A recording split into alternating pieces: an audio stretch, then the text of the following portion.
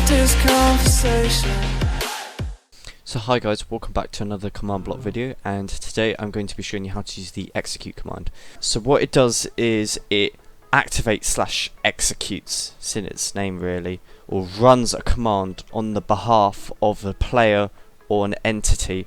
So you can make it so the cow can summon TNT in its current position, or you can make it so the cow can say something or message me, or do any of these commands right here. You can make the cow kill something, you can make it kill itself.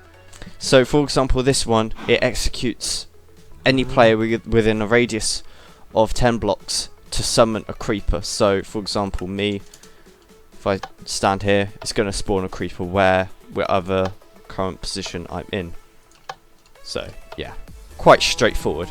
And let me just show you another example. So if I do / execute, I can do @e these mushrooms, as you can see.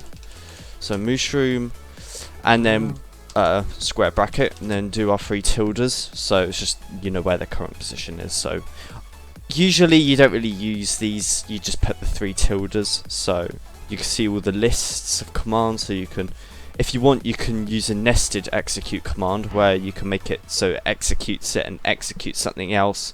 So yeah, that also does work.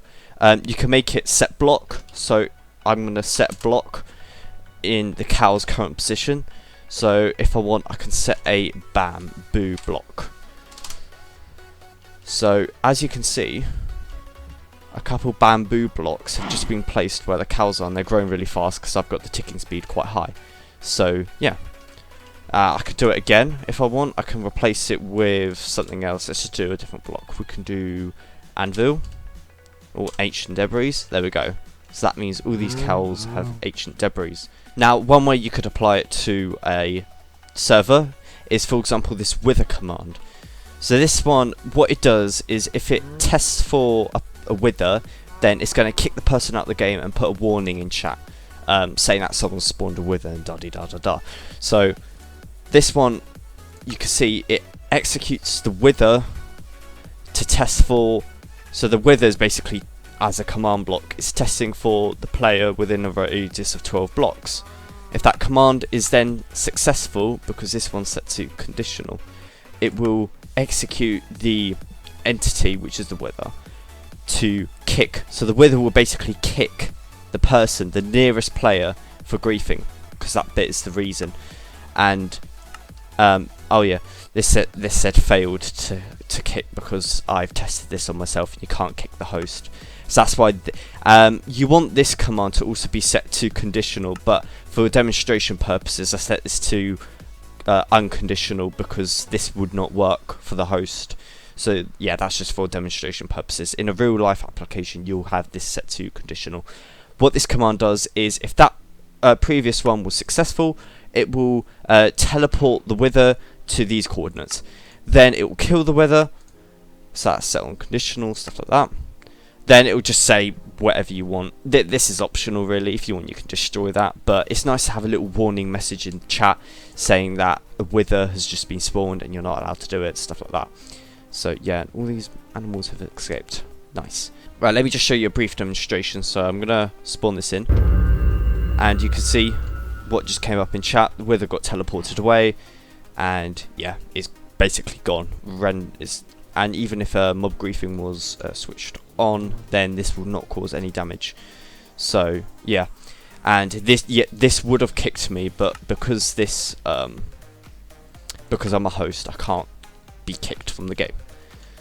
Now, this one's the TNT logging. So what happens is, if someone places a TNT block, it puts a warning in chat saying that this person's primed a TNT, and yeah, so you know who is setting off TNT, and yeah. So let me just briefly show you. Let me just grab a TNT block and just explode it down here so it doesn't cause too much damage. So you can see it says my name and I've summoned TNT. Might cause some damage. I know I didn't. So yeah, that's how that works. So this first command block, very simple. Back in my testfor command, which was quite a while ago. So just testing for the entity type equals TNT.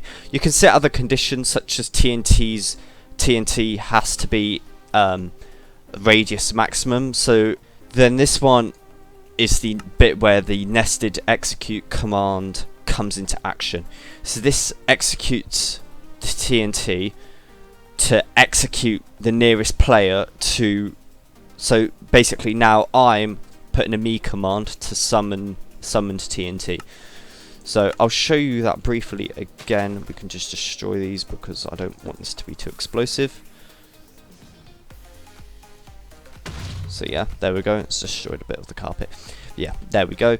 And yeah, that's really about it. You can even add more commands as well, more messages or something like that, or have some sort of triggering system, whether it indicates something. So I hope you enjoyed this video, and be sure to like and subscribe to the channels. That would really mean a lot, and I hope to see you in another video, guys. So goodbye.